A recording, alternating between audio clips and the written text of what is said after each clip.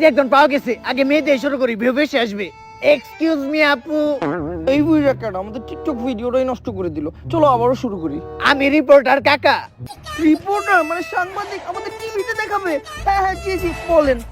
আচ্ছা আপু, আমাদের জনগণরা জানতে চাই, আমরা যতটুকু জানি টিকটক থেকে তো কোনো ইনকাম করা যায় না, তবু কিভাবে এই দামি দামি জামা কাপড়, আইফোন, লাক্সারিয়াস কার ব্যবহার করেন? আমরা যতটুকু শুনেছি আপনাদের মতো টিকটকাররা নাকি রাত্রিবেলা চুরি করে। আরে ওইটা তো আমাদের ছেলে টিকটকাররা করে, আমরা মেয়ে টিকটকাররা তো বিজনেস করি। কিসের ব্যবসা করেন? আমরা তো অনলাইনে ব্যবসা করি, এটা পার্সোনাল, এটা বলা যাবে না। আচ্ছা আপু, এই ব্যবসাতে ইনকাম কেমন? যদিও অনলাইনের ইনকাম সম্বন্ধে বলতে হয় না, তারপর আজকে বললেই দেই। অশ্লীল মেয়ে টিকটকারদের ইনকামই এইটা। Audio call 500, video call 1000। আর এটা আমাদের ভিজিটিং কার্ড। আর সার্ভিস কিন্তু রাত 12টার পর থেকে শুরু হয়, কারণ এর আগে আমরা টিকটক বানাই। আচ্ছা আপু, আরেকটা প্রশ্ন ছিল, এটা পুরো দেশের মানুষই জানতে চাই, মেয়ে টিকটকার এত ছোট ছোট জামা কাপড় পরে কেন? আরে ভিউ, লাইক, কমেন্ট, শরীরে জামা আছে কিবা না আছে ওটা আমাদের দেখার দরকার নাই। আমাদের শুধু ভিউ, লাইক আর কমেন্ট দরকার। আর শুধু এমন না যে আমরা মেয়ে টিকটকাররা সবসময় ছোট ছোট জামা কাপড় পরে ভিডিও বানাই। সিজন বুইসা রোজার টাইমে আমাদের মেয়ে টিকটকারদের দেখবেন যে আমরা হয়ে গেছি পিসাব। বোরকা পরা ছাড়া, হিজাব ছাড়া, ইসলামিক ভিডিও ছাড়া আমরা ভিডিওই করি না। এমন না যে তখন আমরা ধার্মিক হয়ে যাই, আসলে এগুলো আমাদের বিজনেস পলিসি। কারণ ওই টাইমে ইসলামিক ভিডিও ছাড়া ভিডিও করলে ভিউই হয় না। একবার শুধু রোজাটা যাইতে দেন, তারপর আমাদের ভিতরে ঘুমিয়ে থাকা শয়তান আবারও জেগে ওঠে। প্রথমে আমাদের জামা একটু ছোট হয়, তারপর আরেকটু, তারপর আরেকটু। যদি পারতাম তাহলে সব জামা কাপড় খুলে ভিডিও করতাম, কারণ ভিউ ভিউ ভিউ দরকার, আমরা সেলিব্রিটি হতে চাই। কিন্তু টিকটক কোম্পানি এত খারাপ, ওইভাবে ভিডিও দিলে আমাদের ভিডিওই ডিলিট করে দেয়, যার জন্য আমরা ওইভাবে ভিডিওই দিতে পারি না।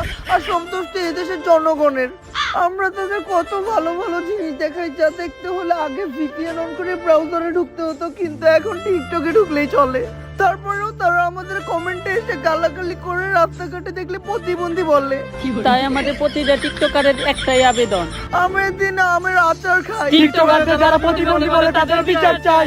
তো ভাতিজে, এইটাই টিকটক পল্লীর সর্বশেষ খবর। ধন্যবাদ কাকা আপনাকে। আর এই হলো টিকটক নামে রোগে আক্রান্ত রোগীদের বর্তমান অবস্থা। এই রোগ কি পুরো দেশে ছড়িয়ে পড়বে? আমাদের সরকার কি কিছুই করবে না?